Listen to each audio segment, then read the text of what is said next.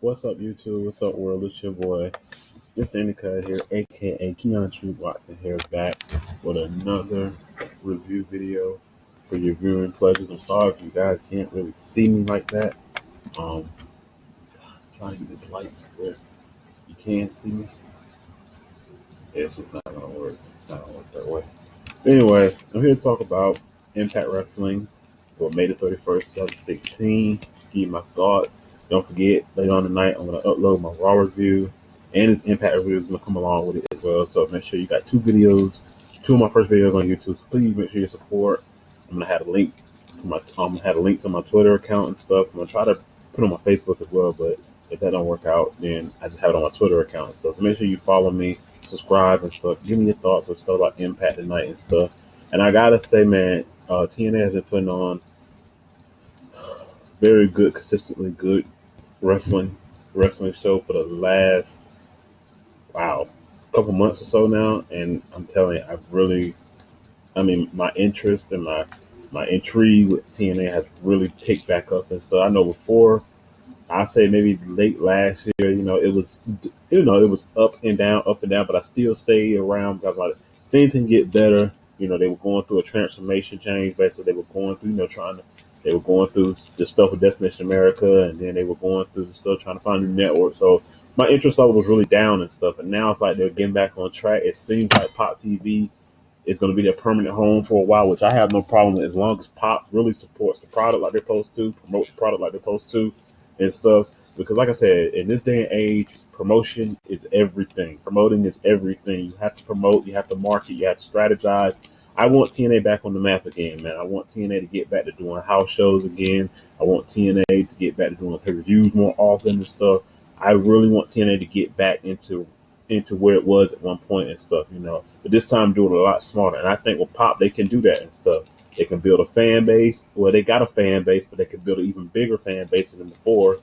And they can go back on the road, come to North Carolina more often and stuff. I mean, because they're two top guys, and Matt Hardy and Jeff Hardy are from North Carolina. So why not, tour around North Carolina and stuff? I mean, I'm sure they can make a lot of money around here and stuff because, WWE rarely comes around.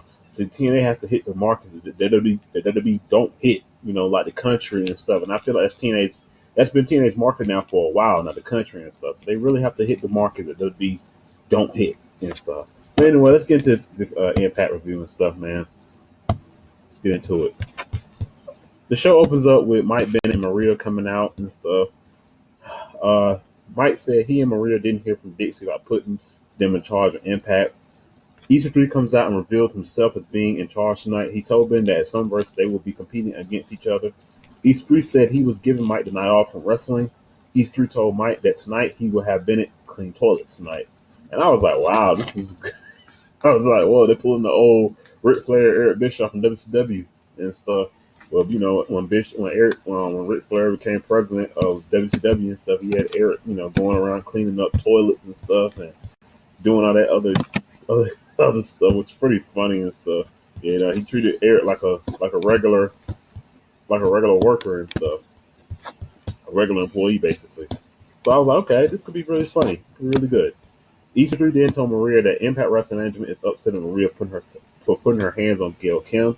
Tonight there will be a job evaluation for Maria tonight. He will be the one meditating things.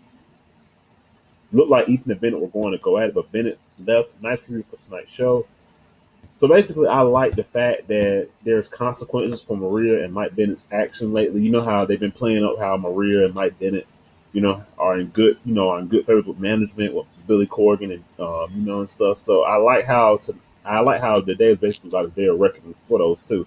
Maria, putting her hands on one of her so-called employees and stuff. So I like that. I like how it was storyline continuity. Because it would have been pretty stupid to have these students walk around and be invincible. Right now Maria and Mike Bennett are two of the biggest heels in the company, so it made sense for the hammer to come down on them this week for their actions from last week and stuff. So this is pretty good. Lashley came out and went face to face with Ethan. It's pick your poison tonight, and Ethan re- re- relegated his power to Drew Galloway tonight. Galloway picked Bram as Lashley's opponent. Then we get Bram versus Lashley. So I was like, this should be a badass match on paper. Lashley used the chair. Basically, it was a decent match between the two. Man, I really enjoyed it and stuff. Like I said, man, I'm really liking Bram as a brash, tough baby face. I really like how they're booking them. I really like how they're really beginning to get behind Bram as a face and stuff. And hopefully this leads to Bram becoming a world champ later on this year and stuff. Like I said, TNA has a lot of guys that they can put that belt on and it could be legit contenders for the world title. Bram, Eli Drake, Lashley. I mean, they got a lot of guys in the pocket that they could put that belt. Hell, Jeff Hardy deserves another title run. It's been a minute since he's got a good title run. So I mean, it's so many guys they could put that belt. That's the most exciting thing I think about the main event, scene in TNA is that they don't just depend on one guy to carry the company just because he has the belt. Unlike the other company where they depend on one dude to carry the belt, and there is no rotation. TNA actually has a rotation in the top card and stuff, and that's what makes their main event to me, their main event scene, so exciting. Is that you can see a whole bunch of guys from the mid card come up and be champion and stuff. After the match, Lashley speared Bram a few times until Drew Galloway came out, chasing him away with a chair. Eli Drake then comes out, catches in his briefcase. Lashley didn't need it. So basically, this was basically leading into protecting Bram. Basically, they basically had the match in DQ with Lashley using the chair. You had Eli Drake come out and cash in his Feast of Fire briefcase to finally win the King of the Mountain title. So I like this scenario. I hope this leads to Bram chasing Eli Drake for the King of the Mountain title until, Bram is, hopefully Eli Drake keeps the belt and stuff. Then this builds up for Bram to go after the world title. Then eventually builds up for Eli Drake to go after Bram. And this could be potentially a future world title feud. Potentially. So I have no problem. I'm a fan of both guys, man. I want to see both guys succeed in that main event. I want to see them go to the next level. So I had no problem with this. Brown got protected. He didn't look weak in the ending. They protected Lashley as well with the DQ finish, which I had no problem with. And Eli Drake came out looking like a star. So I had no problem with this segment at all. This is how you do it. And also this segment did transition very well from the Lashley and Drew to Bram and Eli. I got to give them credit on how the transition was. It didn't feel sloppy. It didn't feel like it wasn't well thought out. It was well thought out. It looked good and stuff.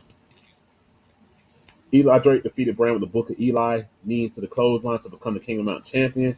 So I like this move. This is basically I'm liking that they're putting more emphasis on the King of Mountain title. I like the fact that they're now treating the King of Mountain Championship as a mid card belt as they should have. I don't really like the King of Mountain Championship concept.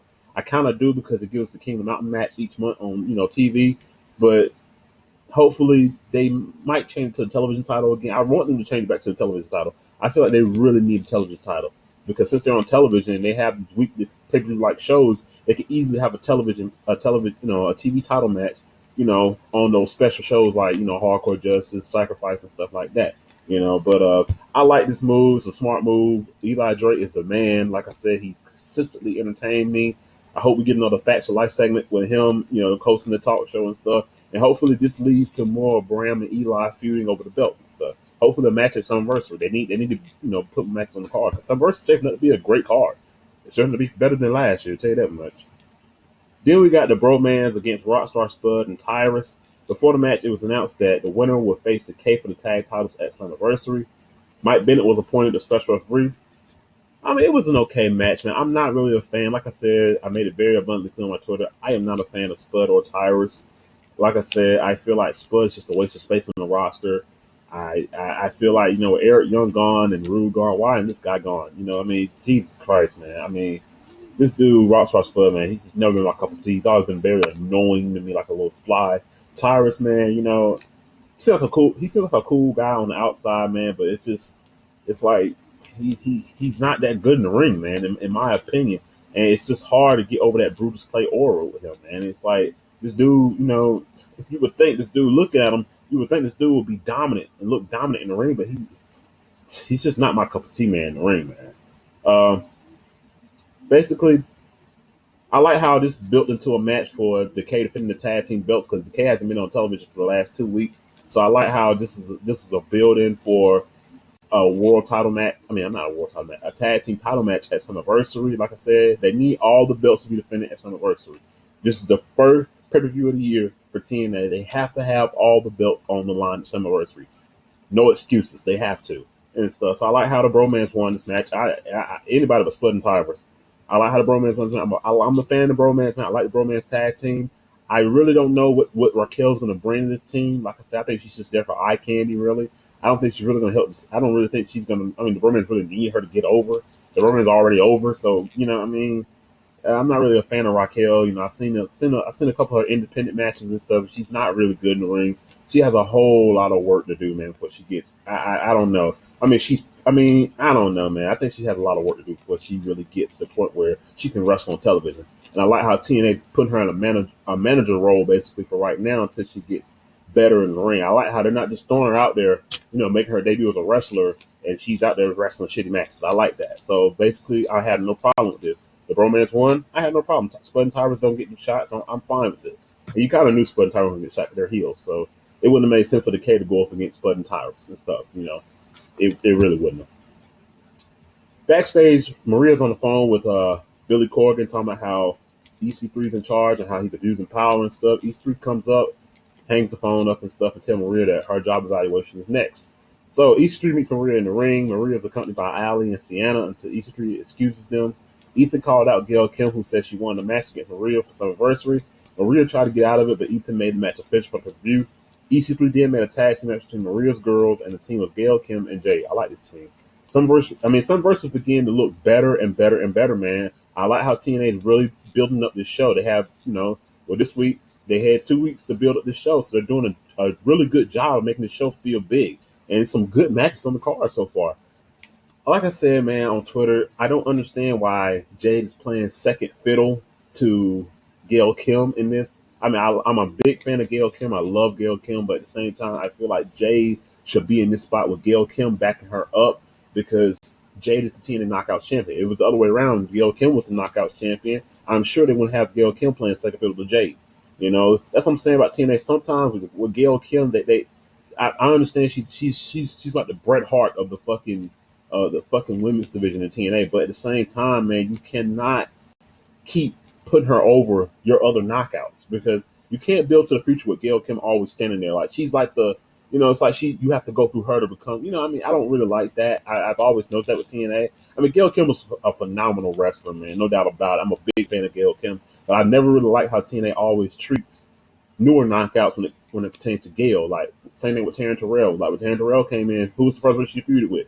Gail Kim, and they had phenomenal matches. Don't get me wrong, but at the same time, it always came back to Gail Kim, and it was like, really, like, I mean, I don't really like how TNA's always really put so much emphasis behind Gail Kim. I understand she's the face of the knockouts. I understand that, but at the same time, you got to start building to the future because Gail Kim ain't necessarily fresh. She's not necessarily getting much younger. She's getting older. So now you have to start building up new knockouts. And I feel like Jade could definitely carry this knockout division to the next saga and to the next generation. I really feel like she can carry this knockout division, because she's over as a face. The fans like her. A lot of people, obviously, a lot of TNA fans like her. So I feel like she could definitely be the new Gail Kim and stuff. But I don't really like how they had Jay playing second fiddle to this. I really feel like Jay, if Jay's not defending at excuse me, if Jay's not defending that knockout title Summerverse, that's gonna be very disappointing for me. 'Cause I'm a huge Mia Yim fan, so I want to see Mia Yim really, really, take the wheels off her. Let her do what she could do.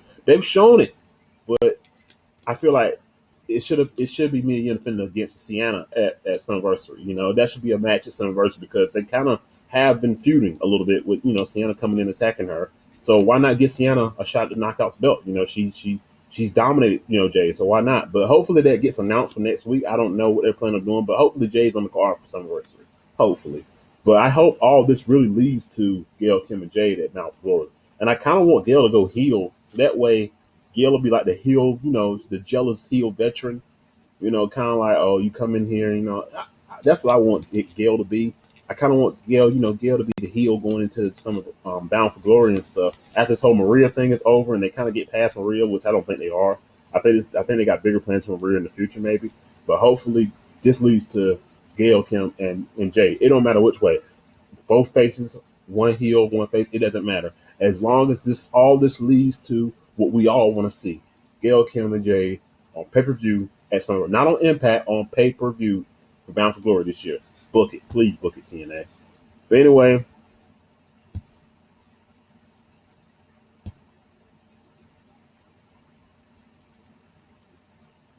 Okay. Then we get Jade and Gail Kim against Ali and Sienna. It was a decent knockouts match, man. I like how I like how they had Ali play like the annoying heel here. She's really gonna get over with that whole light talking assistant, kiss ass assistant thing. She's gonna really get over.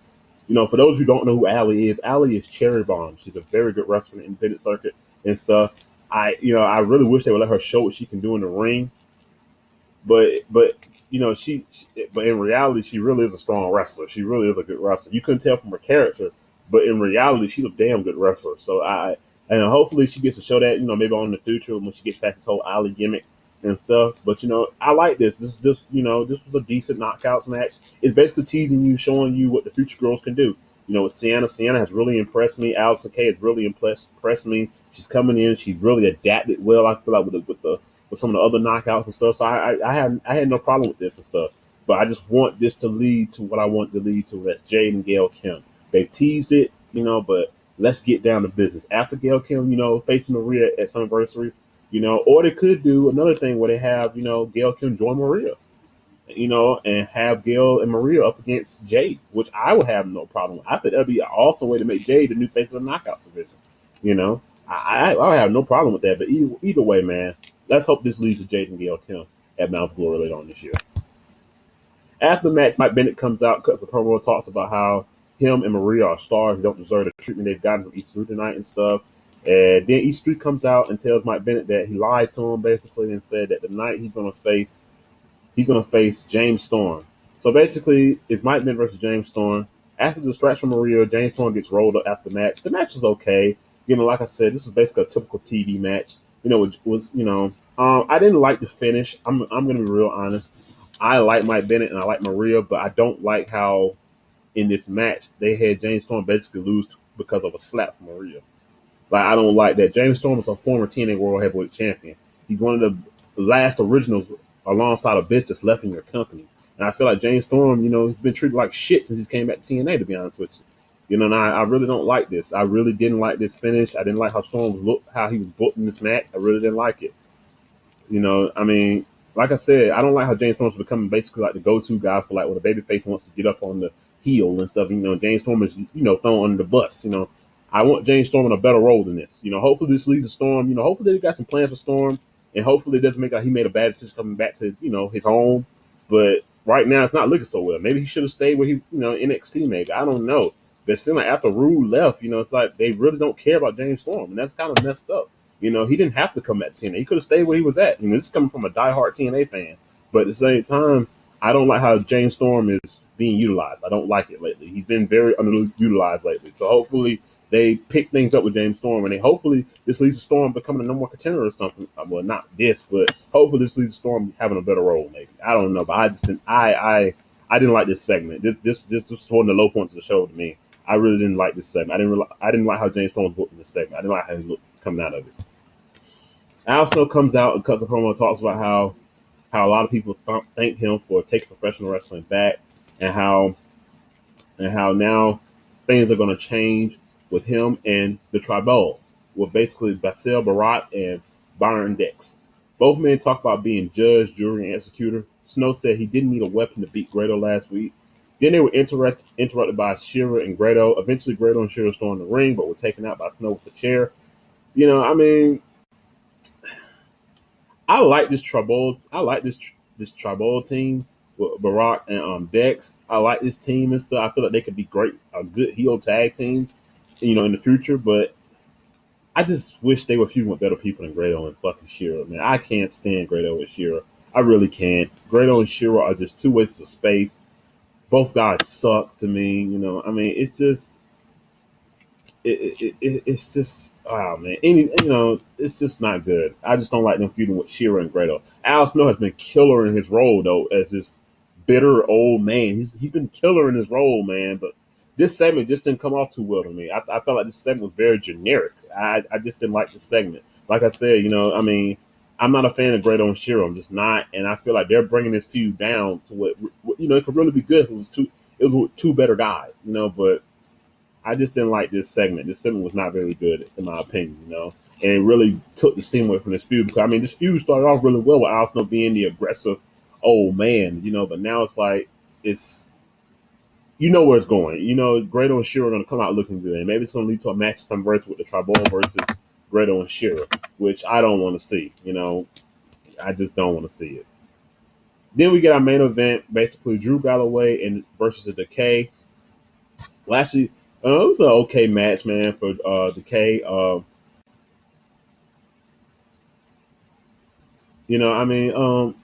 was an okay match, man. Nothing really to talk about here. Drew Galloway ended up defeating the Decay. Lashley came out, accidentally hit Abyss with a spear. I didn't really like the fact that Drew Galloway just manhandled the K. I mean, the K's been booked as a strong tag team as of late, and they've been on TV, for the last 2 weeks, and I didn't really like the fact that they had Drew Galloway, just basically manhandling them like they were just little jobbers or something like that. I really didn't like that. I know the roster is very thin, and I know you got to make your champion look strong, but you should also want to make the K look strong as well. You didn't. I mean, I didn't really like this. I just did. I mean, it was an okay main event, but I just really didn't like how they had, Drew Galloway, basically manhandled the K at the end. Like, he was basically, everything that came through on him seemed like Drew Galloway was, I understand that he's a babyface champion, but at the same time, I just didn't like that. I didn't like how they had basically Drew Galloway just basically dominate the K. I didn't like it, and they had to use underhanded tactics to get up hand on Drew Galloway. It's 3 against 1. They shouldn't have to use underhanded tactics. They should have just dominated Drew Galloway. Really, to be honest with you, but maybe it's just me, but I just didn't like this. It seems like that it seems like with TNA sometimes they build talent up, and they kind of tear them down with certain positions. With certain positions they put them in and stuff. It just seems like I don't like that. I feel like if you're gonna book a team strong, book a team strong. Have them look strong. The K has a title defense coming up with a bromance anniversary. And you just can't have them go out there and get decimated by the world champion like that. I mean, it doesn't really help the case for them. It doesn't really make them look good going into the title, going to their title defense coming to pay per view and stuff. But then we kept. So basically, I didn't really, the main event was okay, but I just didn't like how the K was booked. I didn't like that. It was a couple things on the show I didn't like how a couple people were booked on the show, and that was how Jay was playing second fiddle to Gail Kim. I didn't like how James Storm was booked in his match against Mike Bennett, and I didn't really like how the Decay was booked up against Drew Galloway. I just didn't like that. Then we, but through the whole night we had been getting Matt Hardy basically at his house and stuff. Matt Hardy's now playing the role of being out of his mind and stuff, and Jeff Hardy really wrecked him when he tried to hurt him and stuff really bad and stuff, and so basically we've been getting this whole thing with Matt Hardy being home, and he's sitting in the house talking about how tonight he's gonna sign the contract between him and Jeff Hardy come some anniversary and stuff. So Jeff Hardy shows up. He sees Rebby leaving the house. Rebby's like she's tired of Matt and Jeff. She's tired of the whole thing and stuff. And whatever you got to do, end it and stuff. So Jeff goes into the house. Matt, says he's glad that Brother Nero showed up and stuff. I kind of like how Matt Hardy refers to Jeff as Brother Nero. Like it's kind of funny. But I mean, anyway, Matt leads Jeff to a barn basically with a ring in it and saying this is where it all began for both of them basically implying that they both started, wrestling together inside a barn, basically coming up together, training each other and stuff. And Jeff goes to get in the ring. Matt Hardy gets out the ring, and Matt Hardy signs the contract, tells Jeff, "You want to fight and stuff? You're gonna get your fight at some anniversary. And this is where it's all gonna end and stuff."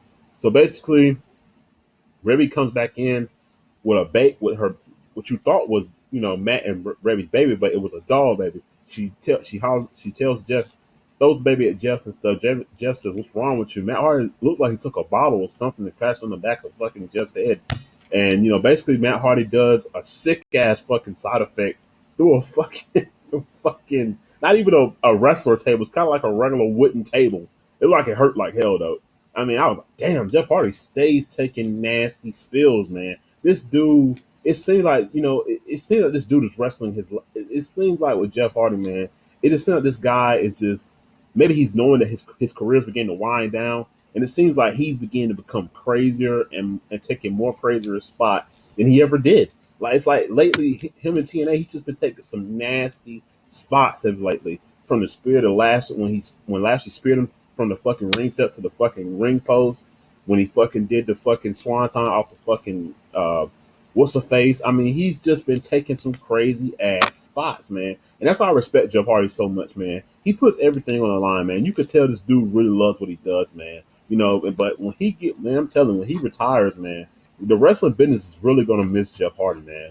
You know, that's one thing about it, man. The wrestling business is really gonna miss a Jeff Hardy, man, because this dude he puts it all on the line, man. I mean, this dude he hurts himself just to entertain the wrestling fans. That's why I feel like I hate how wrestling fans kind of downplay him and say, "Oh, he's wrestling for TNA." It really doesn't matter what he's doing in there because it's TNA. No, Jeff Hardy is the freaking man. This dude's one of the, he's gonna go down as one of the best of, one of the best of the business, man. I mean, this dude has consistently put his body on the line for so many years, man. Not just in TNA, but in the E as well. But it seems like he's had his better career moments in TNA. You know, and to me, Jeff Hardy's a TNA guy through and through with me now. He's been there for years now. So to me, Jeff Hardy is a TNA guy through and through, man. He's had two runs to TNA. One in when he came in '04 and stuff, and that '04 through, I believe he was there from '04 to like late '05, I believe. Then he came back in 2010. He's been there ever since, you know. I mean, so in my opinion, he's had a way better career in TNA than he had in the E. I mean, E, he was treated like a mid card guy, then he got pushed to the main event, and we know what happened with that, you know. I mean, so this dude is just the rest of it is really gonna miss a Jeff Hardy, man. They are really gonna miss a Jeff Hardy when he's gone. You know, we're never gonna get another Jeff Hardy, man. We're never gonna get another guy that puts his body on the line like Jeff Hardy, man. We're just not. You know, it's sad to say, but it's the truth, man. We're just not gonna get another Jeff Hardy. Nobody can ever replace him. No one and stuff. You know, him and Matt have definitely put some years to the business, but Jeff Hardy is just a better Hardy, man. When it comes down to just risk taking and just oh, and just being the man that he is and stuff, man. I'm telling you, there's just no better athlete, no better wrestler than Jeff Hardy, man. But this is just a nice way to build to him. I like how creative TNA were with this whole saga between Matt Hardy and Jeff, this contract signing. I like how they didn't play it up, oh, we're gonna have it in the ring. We're gonna sign the contract in the ring. No, they shoot outside the impact zone. That's what I like about TNA. TNA always goes on the outside. They actually put creativity into some of these feuds and stuff. And I'm telling you, Summerverse has been built very well, man. I got to give them credit, man, because last Summerverse was like it was just thrown together. The only really built match on last year's card was the James Storm Magnus match. But this year it seems like every match has a build to it. Every match has a circumstance to it. I like this. I really like how they're building up some anniversary and stuff, man. I like how throughout the night they were showing Jeff Hardy, arriving up to Matt Hardy's house and stuff. I just like everything about this, man. This really got me more intrigued to this feud than anything and stuff. So I know Jeff Hardy and Matt Hardy are gonna tear the house down come anniversary, man. They're gonna tear the house down. It's gonna be a damn good match, man. That's what I'm saying. If it's anything like that first one, that was just a TV match. So imagine what they're gonna do on a pay per view, man, with where they actually get 15, 20 minutes to just tear the house down, man. I'm telling you, man, it's just gonna be crazy. But this was a good episode. This was a solid episode of Impact. It did its job basically. I didn't agree with some of the ways some people were booked on the show, like the K and James Storm and Jade. I didn't really like how those three were booked on the show. Hopefully, Jade gets booked stronger as knockout champion. Hopefully, James Storm gets a better role than what he's got right now. Hopefully, the K can rebound from the way they were booked this week and stuff, they probably will, but hopefully they can and stuff. But it was a solid episode of Impact, man. I only had like 3 complaints with this show. That was pretty much it. It was better than that Snorefest last night. That you're gonna find out my Raw review. I got a lot to say in that review. You're gonna find out my Raw review. I tore that show to shreds, man. But anyway, man, thank you guys for watching, man. Give me your thoughts on Impact and stuff. Summerverse is June the 12th. I'm definitely gonna be watching Summerversary, man. This is my monumental. If you're a real TNA fan, support TNA. Order the pay-per-view, man. Get it, man. Support TNA. Us TNA fans, man, we got to come out and we got to show that we support our company, man. If you're a real TNA fan, man, get some anniversary, man. This is the first pay-per-view for TNA in a long time, man. So please, order it. Don't stream it. Don't do that. Order the show, man. Watch the show like a real fan consumer would do. That's what I love to do. I love to watch the show, be a consumer, and get my review on it, man. That's what makes me a real fan. Support, put money into the company that I love. And I feel like, wow.